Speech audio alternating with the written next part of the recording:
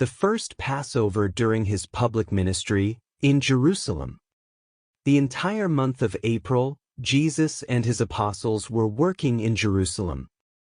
They worked from Lazarus' house in Bethany, but during the day, they were in Jerusalem. On the first day in Jerusalem, Jesus visited the former high priest Annas. He knew him because some years before, he had been introduced by Zebedee. In fact, Annas was the brother of Salome, Zebedee's wife, and thus the uncle of the apostles John and James. Annas was one of the most powerful men in all of Jerusalem and was well influenced. He had constantly received messages about Jesus and was well informed about his teaching.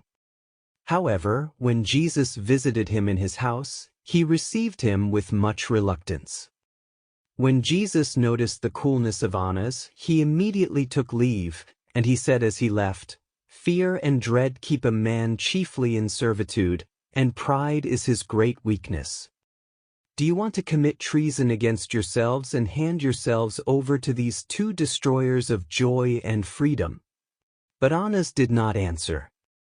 Jesus never had contact with Annas after that, until he was tried before him as a prisoner.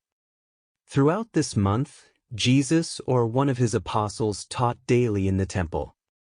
Sometimes there were so many hungry listeners that the rooms at the temple became too small.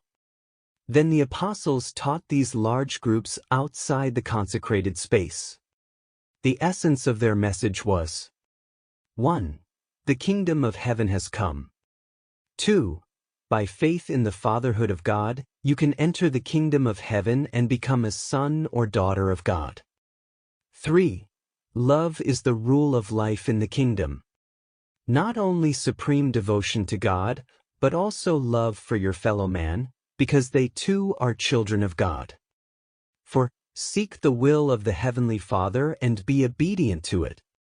Then you will bring forth fruits of the Spirit in your personal life. This is the law of the kingdom. The crowds who came to celebrate the Passover heard this teaching from Jesus, and hundreds of them rejoiced in the good news. The chief priests and rulers of the Jews became alarmed by the upheaval caused by Jesus and his apostles and deliberated among themselves what to do with them. In addition to teaching in and around the temple, the apostles also engaged in pastoral work among the pilgrims who had traveled to Jerusalem for the Passover feast. These interested men and women took this good news of the gospel to their homelands, to the farthest reaches of the Roman Empire. This was the beginning of the spread of the gospel of the kingdom of heaven.